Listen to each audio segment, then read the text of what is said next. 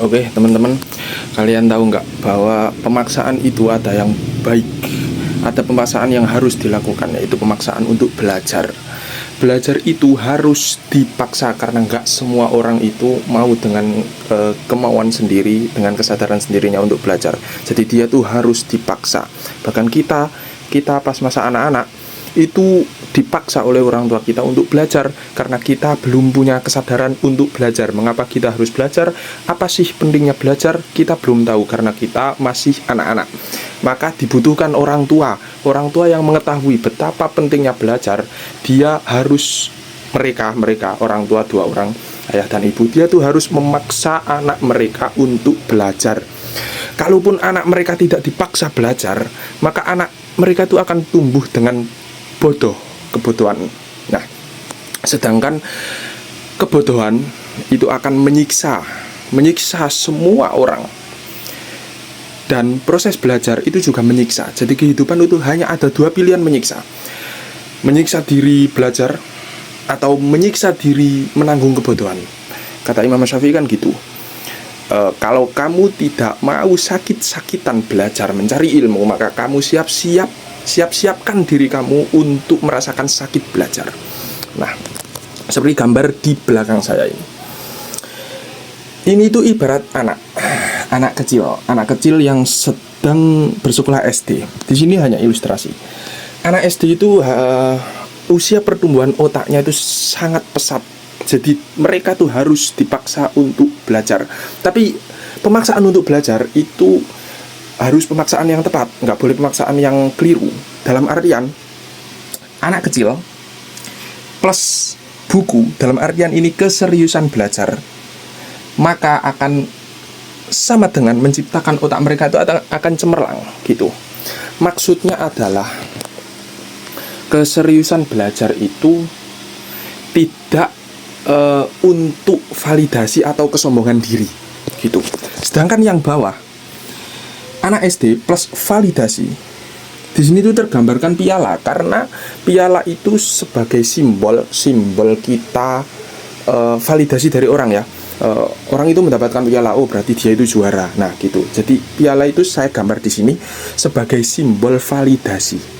Nah, kalau anak-anak dipaksa orang tua atau dipaksa guru untuk belajar dan pemaksaan itu bermotif validasi, maka akibatnya otak anak tersebut akan busuk karena dia nggak sadar, nggak ada kesadaran diri tentang pentingnya belajar. Maka dari itu, kita sebagai orang tua atau orang dewasa atau calon orang tua yang akan mempunyai anak, kita harus memaksa anak itu belajar. Tapi kita memaksa itu sambil mengasih tahu ke anak itu ya, bahwa belajar itu seperti ini.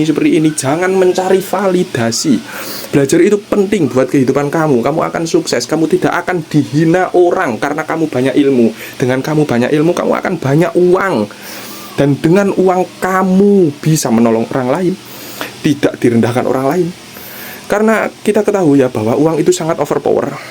Jadi kalau ada orang yang menghina orang, nah terus dia tuh nggak tahu kalau orang yang dihina itu orang kaya, terus dikasih tahu temannya, jangan menghina orang itu, orang itu sugih, ngomong sare.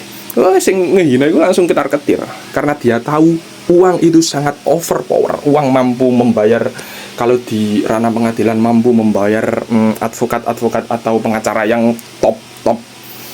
Jadi di pengadilan juga uang juga overpower. Bahkan kenyataan di negara kita, uang bisa menjerumuskan ke penjara juga bisa, meloloskan diri ke penjara juga bisa. Ya itulah sebenarnya uang itu overpower gitu. Plus lagi, nah anak itu kalau belajar hanya untuk validasi, dia akan mencari uang dengan ilmunya. Tapi uang yang dicari itu uang bukan uang halal, yaitu menghalalkan segala cara. Haram nggak apa-apa, yang penting saya kaya. Nah itu anak yang terdidik dari kecil belajar untuk validasi. Padahal validasi itu sifatnya tidak abadi dan pasti akan menyengsarakan anak tersebut gitu. Jadi inilah ilustrasi. Anak kecil wajib dipaksa belajar. Kenapa? Karena anak kecil belum punya kesadaran mandiri untuk belajar, untuk mencari ilmu. Maka orang yang sudah berkesadaran, yaitu orang tua atau guru, memaksa anak untuk belajar.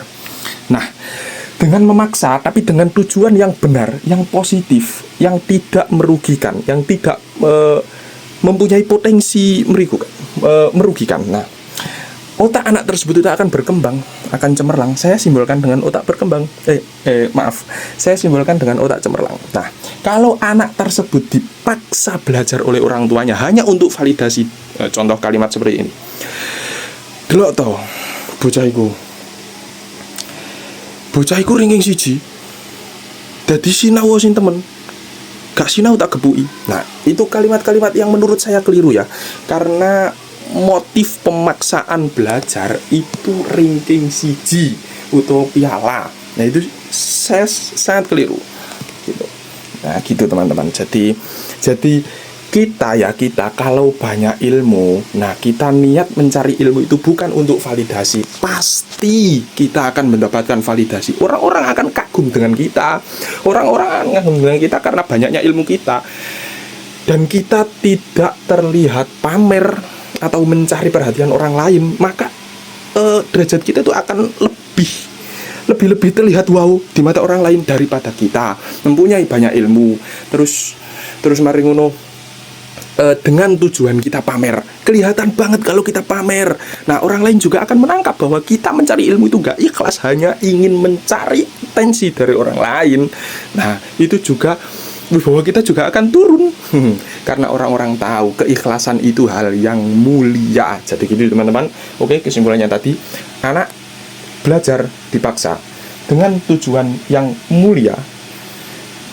Nah, tentu tujuan mulia ini bervariasi, akan memerlukan penjelasan yang lebih lanjut. Nah, anak itu akan menghasilkan otak yang cemerlang. Nah, kalau anak dipaksa belajar hanya untuk validasi dari orang, maka hasilnya otaknya akan busuk. Seperti itu.